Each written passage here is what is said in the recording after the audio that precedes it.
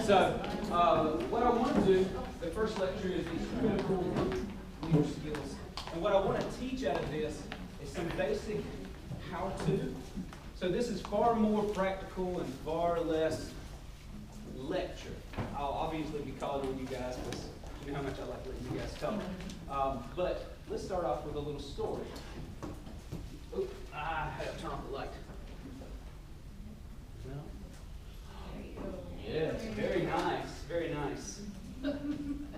I want to tell you guys a story from my own life. 2 years ago, I took a mission trip to Nepal, to the Himalayas. So it was close to Everest, but it wasn't Everest. But there, on our mission team, we basically showed up and said, how can we help? And the reason we did that was because a year before, they had an avalanche.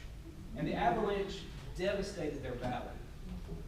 Matter of fact, the avalanche hit their school. And it killed all the children in the valley. We're talking about a valley with a population of less than 200 people. And so when I was there were no children there. As we went along, we were asking, what can we do to help? We're Americans here. We paid our dollars to come. We don't want just a show. We're not asking for tour guides, somebody to take us to the top of the mountain. We want to know, how can we help you guys? And as we walked along, we came to this man and what was left of his house. This was this man's house. A boulder the size of his house came down the mountain during an avalanche and crushed his house. The question became, what can you do to help me? You're Americans with money. What can you do to help me? Our missionary guide said, let's do this. Let's at least clean out his house. Let's just dig all the rocks, all the rubble out of it. The giant boulder we may not be able to move, but we can at least give him part of his house. And for days, 2 days, we dug this man's house outside of an avalanche. On the second day, they said, you've done so much, do you think you could actually move the boulder? Not alone. Not by ourselves, we cannot. And slowly but surely, 2, 3, one more person, a fourth, a fifth, a sixth person came. And they started bringing this lumber, you see. And so we said, let's do this. And we dug again, this time deeper. On the other side of it, we dug a trench. All of us got together and we started pushing. We then had our lunch, we then had our rice. All they have in there is rice and potatoes. We had our rice. We started propping it up. You could actually see the encouragement on the man's face as we actually started to move the boulder that was his house for a year. Yes, it took 2 days. But in God's time, that rock moved. Down here, don't look for me, please, because I look terrible. But down here is the rock. We actually pushed it out of his house, through his yard, and across a path into the valley floor. Then we all climbed on top of it, took a picture. The reason I show you this and tell you this story is because one of those, or two of those critical traits in counseling is the will to work and the hope that it will work. We didn't have much hope when we initially saw it. We could see the top of the boulder. We could see all the rubble around it. We could see part of a wall of this guy's house. And we thought to ourselves, why not just build on top of it? Just backfill it and build on top of it. But this guy had faith in us. And he gave us a chance. For you, that client's going to come to you individually or in group, and they're going to give you a chance. So let's talk briefly about building a wall. In Nehemiah, the book of Nehemiah, chapter 2, chapter 3, chapter 4, Nehemiah actually convinces the people, the exiles back from, in this case, Babylon, that we need a wall. And together, he motivated them to build the wall right in front of their house. That's it. I am asking you as counselors that when those people come to you, you help the person right in front of you. They're going to tell you sad stories about their family, about their past life, about how bad the world is. Your charge is to help person right in front of you. Give them hope and the will to work. I make note at the very bottom here, it's important that group leaders engender a will to work. Now, how do you do that? How do you convince the person who's trusted you with their time and money that they should also trust you and do the work of counseling? And more importantly, for this class specifically, how do you convince that group of 8 people sitting in a circle looking at you that there's more to it than just sitting here? I need you to trust me when I ask you to open up and tell me about that failed marriage, that lost child, how you don't trust your mother, how the church has let you down. Secondly, it's important to instill hope. Now this, honestly, probably of the two is the easier because we use our words, right? We stand up and say, listen, I've done this before, you can trust me. Or this method is proven to work. I have the workbook, you can trust me. Or I've watched these videos. Or how do I exude confidence to convince you? Maybe I look intimidating or impressive. Maybe my profile online says that I have success in treating this disorder. We engender hope in people by using our words and using them appropriately. Going from that story, I will actually talk about individual skills. Some individual skills that you guys probably already know from your 505 class and can use in the group setting today. So, I brought a tool bag on purpose. On purpose. Look, it even matches. I know, wow, right? Okay, so I have a pickup truck. God, why do I have a pickup truck? I have a pickup truck, and this was in it. And it's like, okay, I don't know why. But as we think about skills, I want you to see them as tools from the bag. And more importantly, I don't even know what this is. Something. And as we go through these skills, I want you to think about putting these tools back in the bag and me giving this bag away. So, hey, I got light. No, it's not light bulbs. Yeah, right. It was a used truck. I got a plum under the seat, and it was very used. So, you brought that out. That's your fault.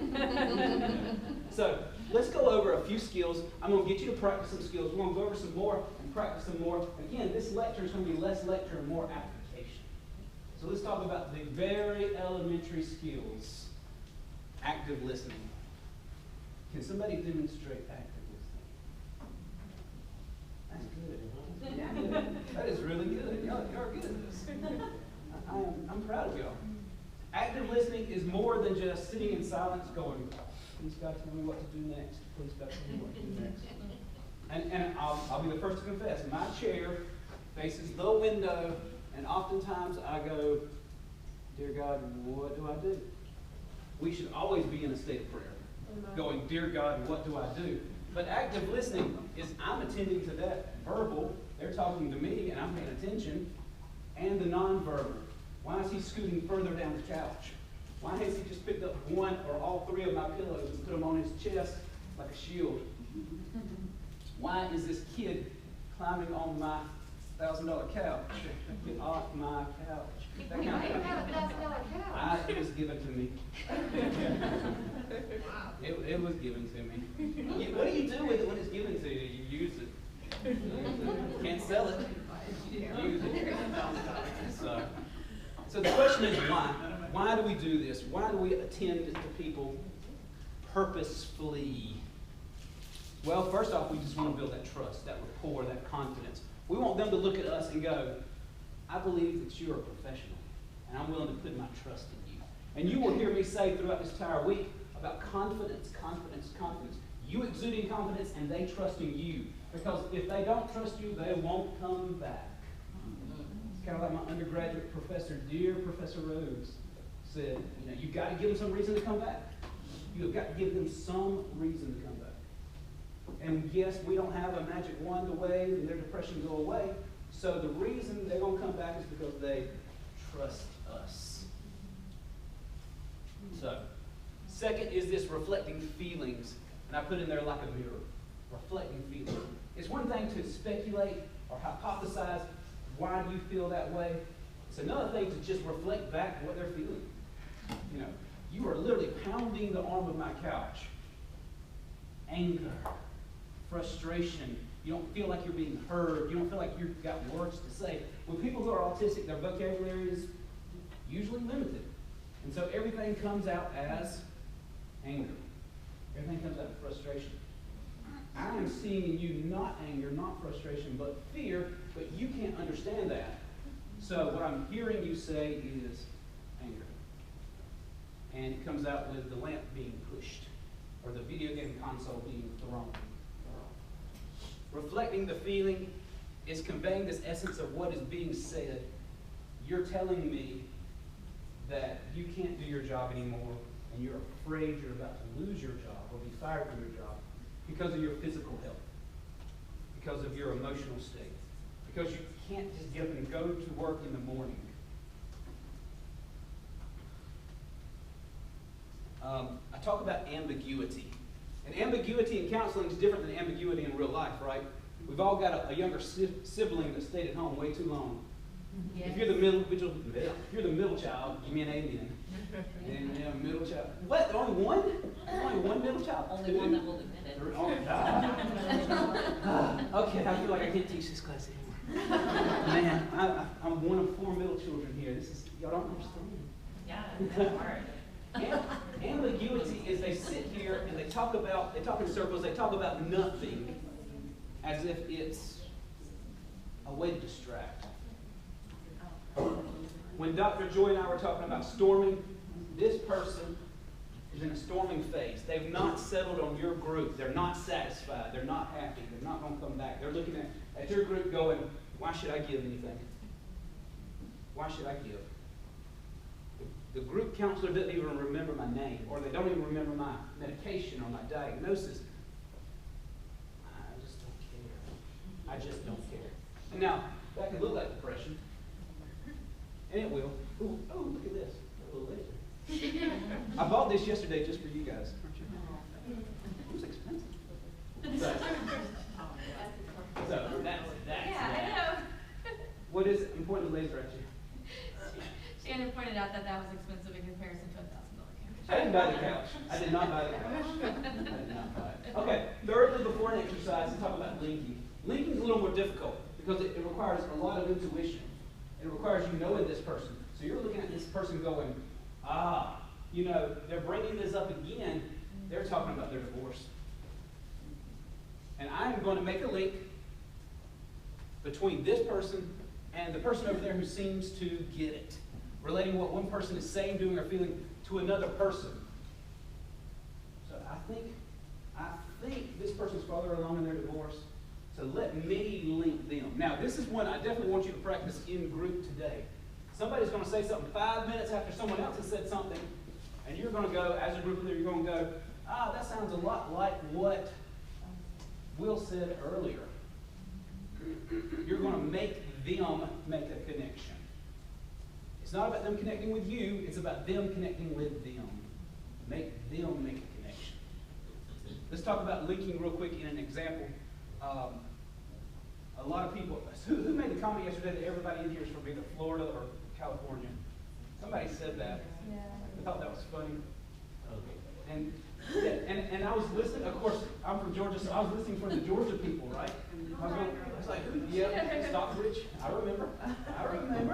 Right across the land, I remember. And so I'm looking for these people because what do I want to do? I want to link. I want to identify. I want somebody who understands me. So I'm going, okay, who's from Georgia? Who is it? Who's ever even been to Georgia? Oh, I went through it. Who knows that Atlanta is the capital of Georgia and not some island in the Atlantic? You know. That's Atlantis. That's it. Well, you would be surprised. We tell people, when people ask, where's Georgia? Okay, you know where Disney World is in Florida? Yeah, just north of there. That's where you go to Disney, and then you go north. You get to us. But we're doing that. We're linking. We want to find people who understand. Your group members want to be understood, and if they don't make a connection in group, they're not going to come back to group. And if they do come because they have to, because they're kids, they're not going to be productive. There's not going to be any cohesion. There's not going to be any connection. They're going to sit there and wait for the pizza to show up. Now, and by way of example, if you want to do this, be my guest. My intern said to me, she said, "Will, you think it'd be okay if I just did like food with the group?" What are you talking about food? Just, order a pizza or something. So I leave my 8 o'clock session every Thursday night, and what do I smell? Pizza. Pizza. And guess what I don't eat? Pizza. So I kind of scoot through the lobby as quickly as I can. I'm like, oh, yeah, that's bad for you. Okay, so I've given you three tools. And hopefully it's more than understandable than that. But I've given you 3 tools. Let's practice something. Restating. Now, who took 505 and remembers what restating is? Don't raise your hand too quick. And remembers what restating is. Restating is not like giving back what they just said, right? Restating is what? Somebody tell me what it is. Yes. Sure. Like the paraphrasing? Isn't it, Amanda? Yes. Gotcha. Okay. It's not quite paraphrasing. No. Oh, okay. No. No. It's like Jeopardy. You didn't get that one. Nope. Is it like reframing? Yeah, it's like saying it using different words to say the exact same thing. It really is. And look at my example here. So, in group, the person says, "I need ... Our response is, you're saying that you can't do this on your own. We're looking at them going, your vocabulary isn't enough. Let me give you a few more words. Smash that button. Your words weren't enough. Let me give you a few more words. Can we be wrong? Yes. Are we usually? No. No. Because this is what we're looking for. We're looking for a cry for help. I need. Yes. And I can help. A lot of times we have to be the confidence they don't have. We have to be the confidence they don't have. You need, yes. Okay, so I need volunteers 1, 2, and 3. Somebody reads the first one and rephrase it for me. This is not working. What I hear you saying is you're afraid this may not work. Yeah? You're afraid? You're afraid this may not work? You're not getting what you need out of this. This group's not working. I hear you saying you're not getting what you need out of this group. And at that point you dig a little deeper. And you have them share that feeling with the group. It's not about us. Remember John the Baptist? It's not about us. Give, don't take. Be content. It's not about you. Okay, number 2. Can somebody volunteer to read that? Yes, please. If I say that, then I'll be rejected. Yeah. What I'm hearing you say is that you have a fear of being accepted. Mm-hmm. Yeah. If I say that, whatever that is, the group will reject me. You have a fear of that. It's not the group, because you keep silent, the group accepts you in your own mind. You have a fear of that. What might that be? That my kid is in jail, that my marriage is falling apart, that what? I don't have any money, that I'm a convicted felon, that what? We say whatever that is, and the group will reject us. People feel that. You have to take that from their heart and say, I understand. I care. That's important to me. You're important to me. And I can hold that. We are called to bear others' burdens. Both in the Bible and as counselors, we're called to bear their burdens. They show up with fears, and we're like, I can handle that. You're afraid you're going to lose your job. I can handle that. You're afraid your wife's going to leave you. I can handle that. I can handle that. I can handle that. Okay, the third one. I like coming to group. Mm-hmm. So what I hear you saying is that group is working for you. Yes. This is working. Yes. Yes, absolutely. This is working for you. I love it when young people say, I like this. Because it means the relationship is working. Yes. It means I can look at that young lady across the way from me, across the rug from me, who's struggling in high school and just wants to get away as fast as she can. And she goes, I like coming here. It gets me away from Yes. mom, from school, Yes. from work, from boyfriend, from. Will, you are not a burden. I'm glad I'm not a burden. Okay, y'all did great with that practice. Let's try another one. Is that the right button? Yes. Question. No! Okay, from our 505 class, what is define the skill of question. Define the skill of question. And you can look at my example. Yes, ma'am. Like challenging but unsupportive. Ooh, not even supportive, just challenging. I love being forceful with people because they don't expect it, right? It's like, oh yeah, but. Yes, ma'am. What were you going to say? Maybe having more clarification of what the Mhm. person is saying. Right, right. In your group, and we'll talk about confronting, but in your group, you've got to be that person that pushes them. They didn't come to group just to make new friends. And if they did, they're for the wrong reason. They came to group to be challenged. If you went to counseling, what would you want to get out of it? You'd want to be challenged. You'd want to be pushed. You'd want to be heard and believed, but you would want change. And so questioning kind of gives us that. Looking at my example, I like coming to group. The question is, what about group do you like? It doesn't help the group if she just likes coming. What is it? Is it the pizza that the intern brings in at the end? Lord help. Or is it the other people? Or is my intern doing a good job so I don't have to fire her? You know, what do you like about the group? Okay, somebody, number 2. Yes, ma'am. This is not helping. Maybe ask what aspect of group counseling isn't working for you. Yeah. And listen to them say, him, her. He's always talking. She's never talking. He's always angry. She's always sad. Yes, ma'am. I was thinking, would it be wrong to ask what, if they say this isn't helping, would it be wrong to ask, confront and say, what could you do to make it be helpful? That particular approach works great with kids, not so much with adults. Because kids are more, they're used to a teacher telling them, you know, do more, try harder. Why did you give me this D paper? I know you're capable of A's. So that works better with kids than with adults. But yeah, pick your clients well, wisely. Yes, ma'am. What about, what are your expectations? Yeah, what are your expectations then? If this is not helping, what were you expecting? In every intake interview, the last thing you should collect are goals. What are you going to do while you're here? Because don't get me wrong, I love for you to come and sit with me for 45 minutes and pay me and leave. That's wonderful. But that's not counseling. Counseling is, I've come to work on these goals. So what are these goals? Same thing with group. What are these goals? So my divorce group that I'm doing right now, their goal is to move through this grief that they're experiencing from being told, I don't want to be married to you anymore. And if you're married and you heard that, it's gut-wrenching. If you've been divorced, you know what that feels like. You know what it feels like for the emotional hand to reach inside of you, grab, squeeze, and twist. These people are hurting, they're grieving, and the goal is to help them move through that. Okay, number 3, please, somebody.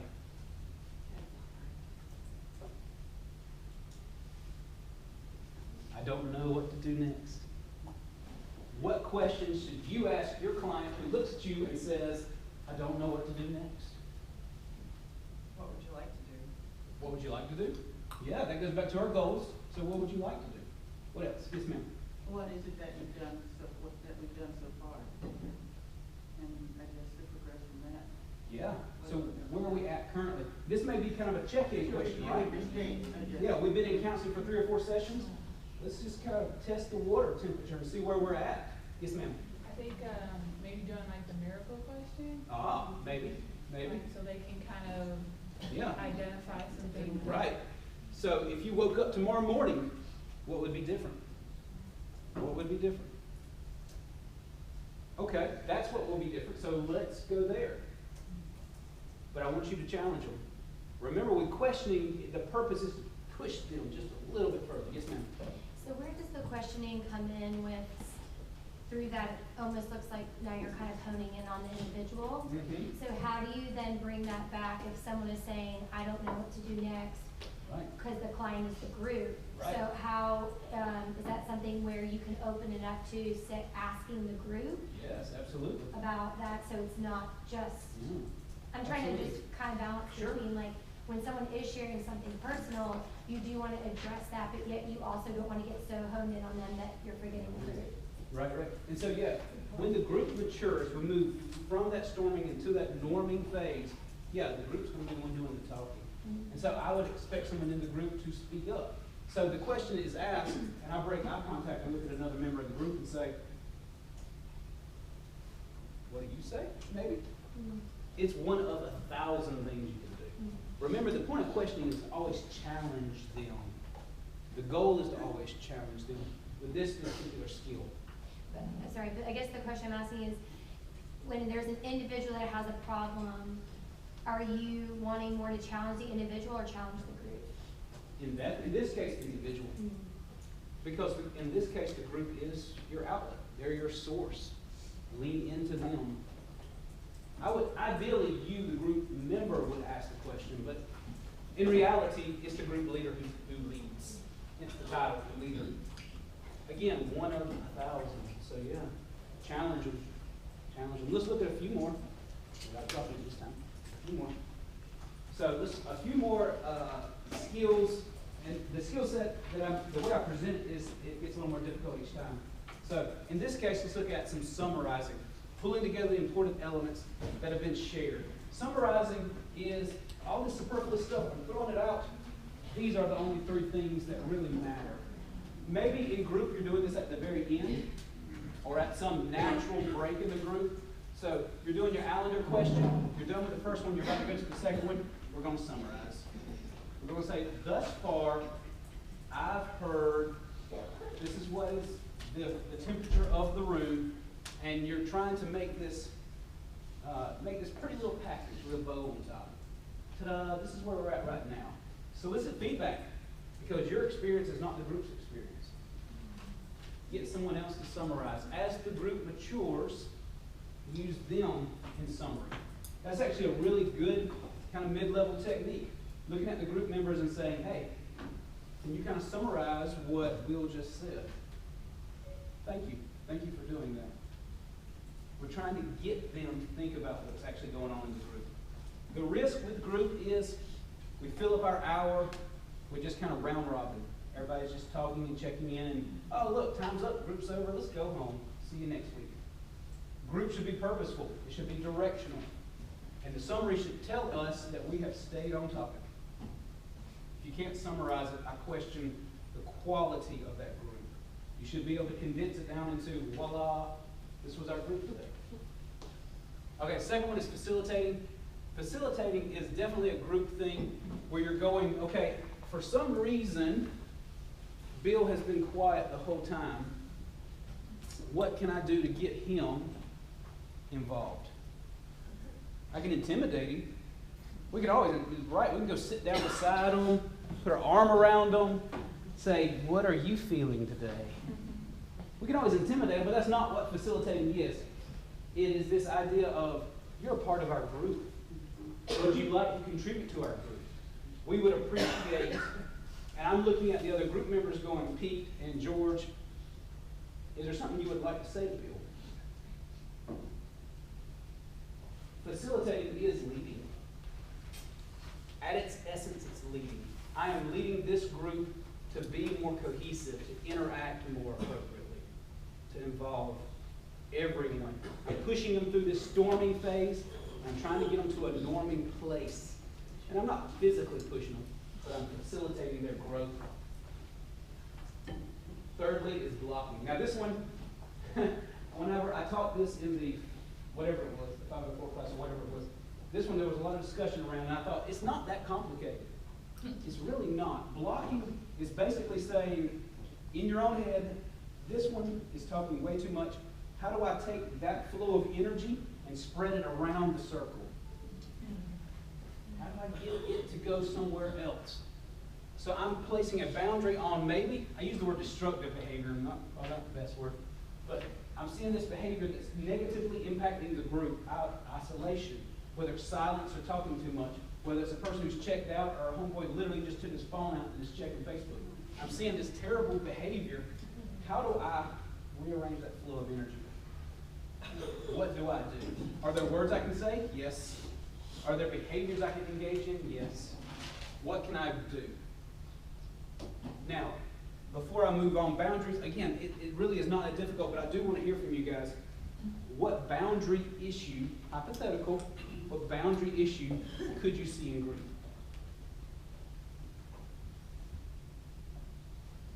I could see a person, you said boundary issue, didn't you? Yes. Are we still talking about blocking? Yes. Okay. I could see a person talking a lot, Right. pretty much taking over the group. Okay. They have something to say throughout the whole Yes. group. No one else really has an opportunity. It's like individual session with a audience. By themselves. And Thank you. in my That's mind, great. I'm not finished, can I keep talking? Oh, I'm not stop. that person. Stop, Bridget I'm George. not that person, but because I actually saw this. I did. Okay. I saw that happening, but I also saw the leader saying to that person, I'm gonna just say Sally. Sally, you have a lot of information, really good information that is helpful, to the group. Yes. And we appreciate you, sharing in like a nice way, Right. which kind of shuts them down and hopefully it allows somebody else to open up and say something. If the camera can see my eyes right now. Yeah. Hopefully. That's a great example of blocking. What other boundary issue? Yes, ma'am. Like there's one member that is like trying to fix everyone. Ooh, yes. Yes. We'll talk about that in another lecture, but yes. The fixer of everyone. Yes, ma'am. Maybe, definitely see this in kids, maybe adults too, but just like developing personalities, like kind of the funny one, and kind of the one that's The like getting clown, picked on a yes. little bit, or, Yes, just. the bully, the clown, the personalities that arise. Yes, ma'am. Somebody that's giving excessive advice. Yeah. Like, you should do this, or you should do that. Yeah, that goes back to the fixer, right? Yeah. I've been there, so I know if you. Yeah. Please stop. Yes, ma'am. Now, the book talked about flirtatious or aggressive behavior towards one member. Oh, yeah. Yeah. When you see that couple, session after session, get closer together, you're just like, no, this is not Match.com. Yes, ma'am. I was going to say group is bringing a bunch of people together who might get rowdy at times. I've seen fights break out in the one room. You too? And then you get to calm them down and That fight over my kids. Yes, I've had that. That was a terrible experience. So yeah, and blocking is, we're looking at these boundary issues going, that can't happen here. You cannot come to my next session because you thought it was appropriate to make that comment to that person, and now that person's not willing to come back to the group. I need you to understand you can't talk like that. Scary, right? Ooh. Yes, ma'am. If a member has already said that they didn't want to go further about a topic. So they're doing the blocking? No, Yeah. What if someone else is, do people ever try to get that person to keep talking about it? Yes, they shouldn't, but they do. Because it sounds interesting, right? The Bible talks about us having itching ears in the last days, how we want to hear something new. Tell me the gossip. I want to watch. And let me just stop and tell you this. I often prescribe that people not watch the news. It's not real. It's not real. And it creates anxiety in people that they cannot manage. It's one thing if you go to the theater and watch a scary movie and come back and go, that was a scary movie and my heart raced and blah, blah, blah. Every day. Yes, ma'am. You kind of mentioned like the cell phone. How do you deal with the boundary issue of like social media with your group? Oh, yeah. You would be surprised the number of times I've had to ask people in session to stop filming me. Yeah, exactly. I know that it's exciting. I know that what I'm saying is just thrilling and you want to post it on TikTok, but stop filming me. I had a parent one time reach out to me because her kid had taken a picture of me in session without me knowing it, and she was like, well, what were you doing? What were you doing? What in the world? I mean, I did not give you permission to do that, and that's something you just have to share in your initial statement with everybody, kids and adults. Do not record me. Do not film me. Do not, yeah. And I have a policy. The camera I'm using now, I record sessions with. Matter of fact, there's one on the disc right now. I do record sessions for certain reasons, educational purposes. So there's a form that you fill out to say that you give Will permission to record and then use that for educational purposes. And I don't do it frequently, but there ain't no equal form for them to give me. That doesn't happen. This is my office. My name's on the side of the building. You don't record those. I know, like, when I do groups at school, obviously kids nowadays, that's all they have, but Right. part of our initial, when I allow them to make their own group rules, Okay. that's one of the group rules that I actually throw in, is that you are confiding in each other not to share this information, Yes. which means that you cannot take pictures or video anything in the class. So we just like make a point that all cell phones go on the table until Right. we're done. How many of you have been to Chick-fil-A and seen the chicken coop on the table?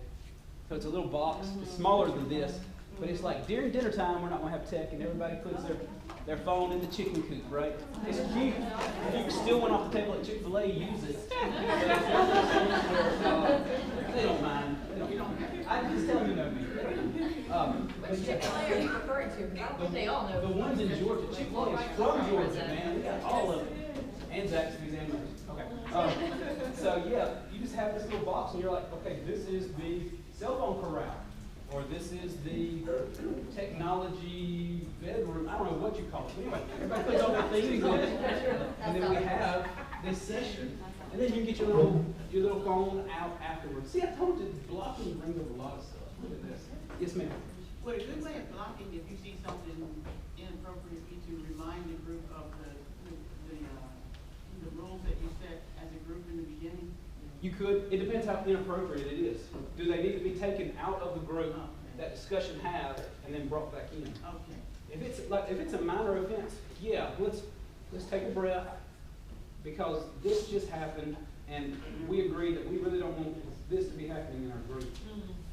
If it's the fight, then yeah, the session stops. Y'all just get you a drink of water, because me and Tommy are going to go outside and talk about why he's angry right now. And him and his mom may just go on back to wherever they came from. But yeah, I told you there's a lot around blocking, but it comes down to being an emotional and physical safety thing. It's like, here's our rules, we're going to respect our rules. I had a kid on Halloween one night, a group show up in a mask, and I physically had to hold the door to keep him out, because the rule is you're not going to show up here with a mask, and you're going to take it off, and you're a child. Take off the mask. He took it off and came in the group, but there was a physical altercation with that. It was a safety issue. You're not going to wear a mask. You're just not going to do that. See, y'all love that discussion about blocking, right? Yeah. There's so much can go on with it. Yes, ma'am. I have one more question. So back on to social media, is it okay, or like how do you handle group members wanting to add each other on social media? Yeah, that's another thing. I typically don't dive into that, because that's more of that's your device, that's on your time.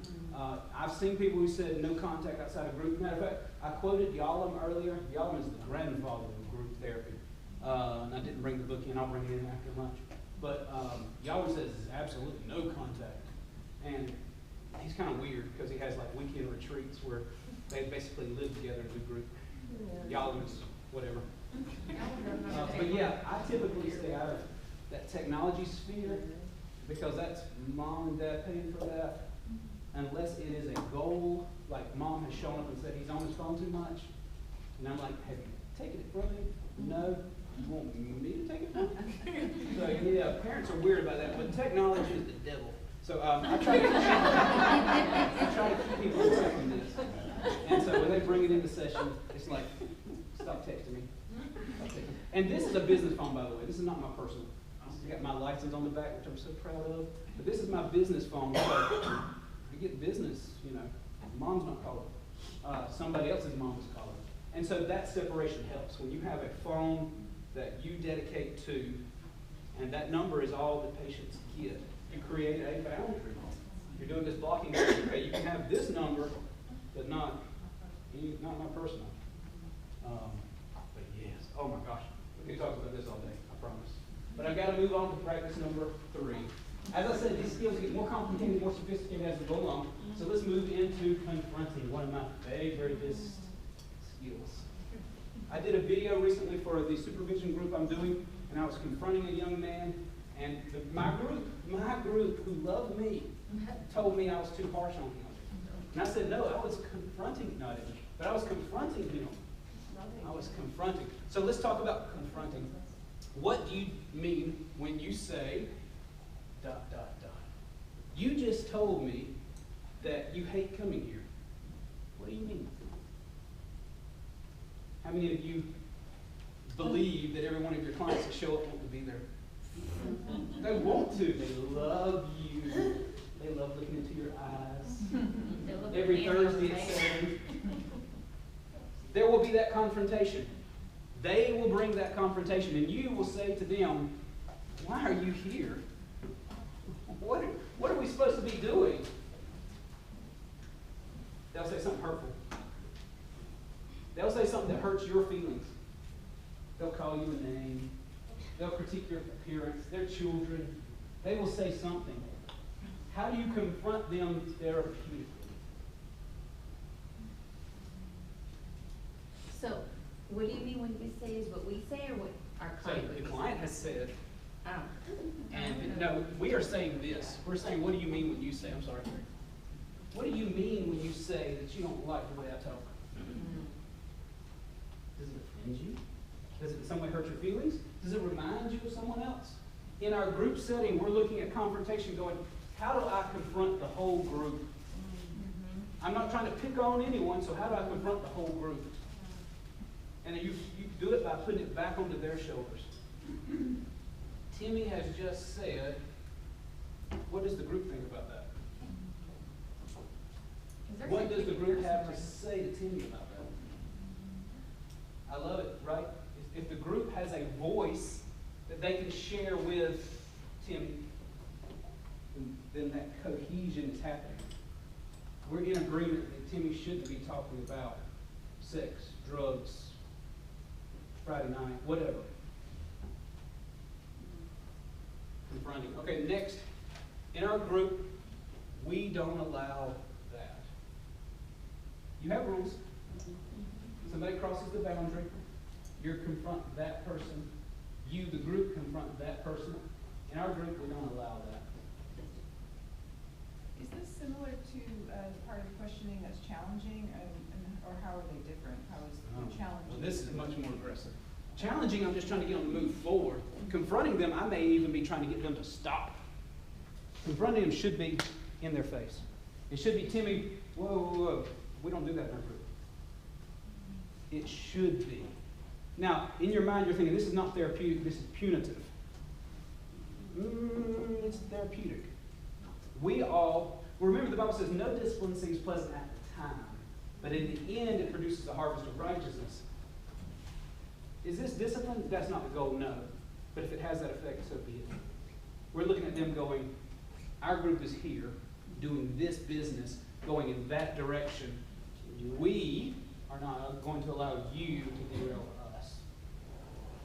Yes? I think probably ideally, at some point, you would like for the group to make those interventions. Eventually. Right. Eventually. That's what I mean. How do you make that transition from being the one who does it to the group doing it? Hopefully, prayerfully, whatever this is not aimed toward the leader, it's aimed toward a particular group member. Yeah.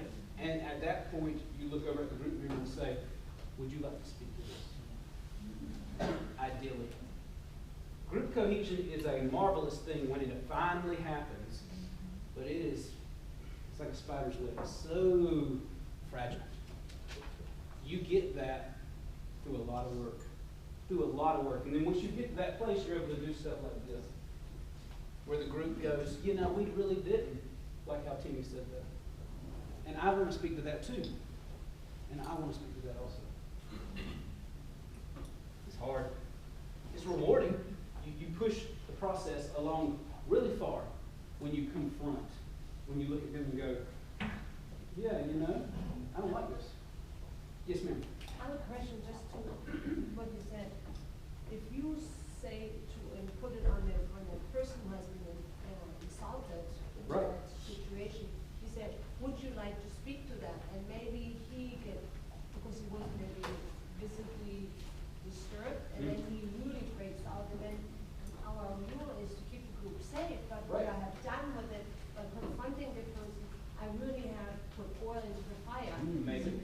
So is that maybe not good then to do? That's maybe a reach. Out of all the groups I've had, I don't think I've ever had you go that far. But it's possible. I mean, anything's possible. Anything's possible. But remember, catastrophizing it doesn't say that this is going to happen. So yeah, it's possible. What do you But I do don't- then if that person explodes because he gets an opportunity to speak back, Right. to defend himself? Sure. What would you do then as a leader if that happens right in the front So of if you? it became a fight over my head again, yeah, I'd separate them. I'd physically separate them and take them in two different places. I have an intern, so I'll send one with her and the other would go with me. But yeah, again, that's pretty extreme. This happened once in my almost 2-decade career. Yeah, but then this question that you said, what would you like to speak to that? You Yeah. really open the door. Yes, absolutely. Yeah. For growth, hopefully. Every intervention we do is pushing them forward towards, I like to say it better than, I really like to say it better than, but probably a more understood. Yes, ma'am. But just to piggyback, the other, depending on what the topic is, the other group members should give their input, and if the group leader recognizes that, they can point that out as well, and then in that way, the group kind of runs itself, and it can kind of go off of the heat off of that particular person, and someone else can say, well, you know, I kind of thought about it the same way, but I just didn't want to mention it, and apologies can be done, and then the group leader can still kind of get everybody that's engaged.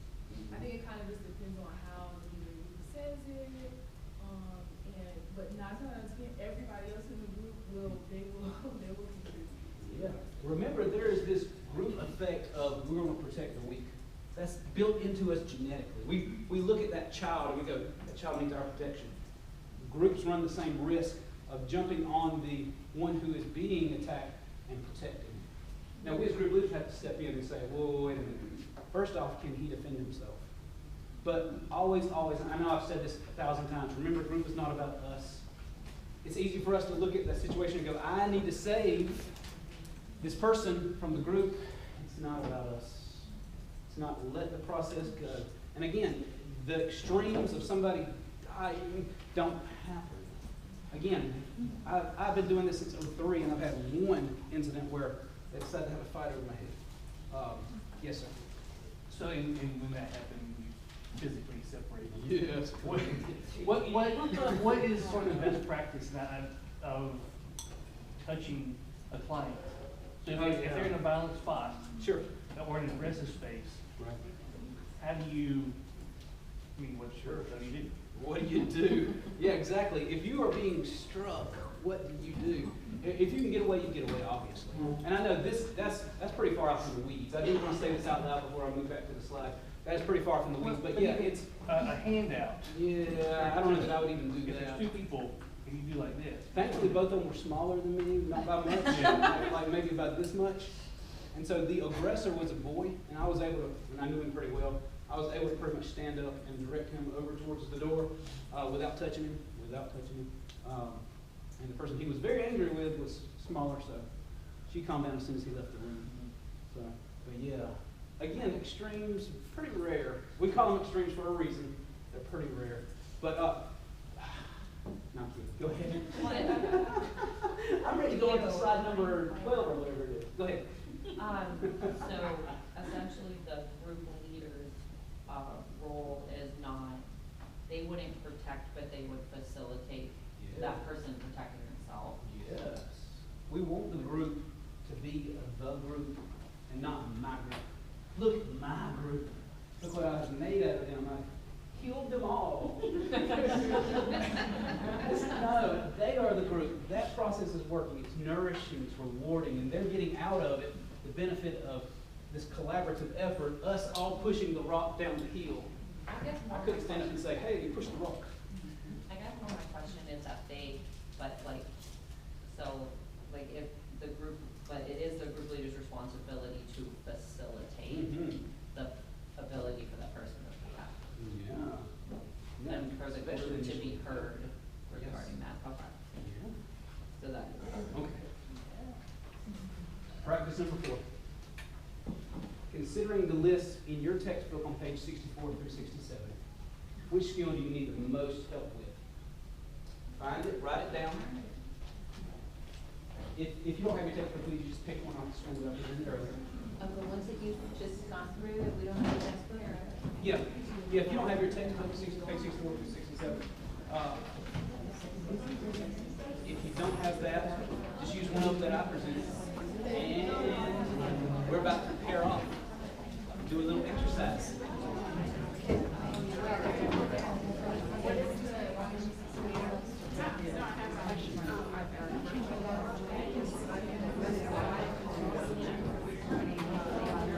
Yeah, no, I checked.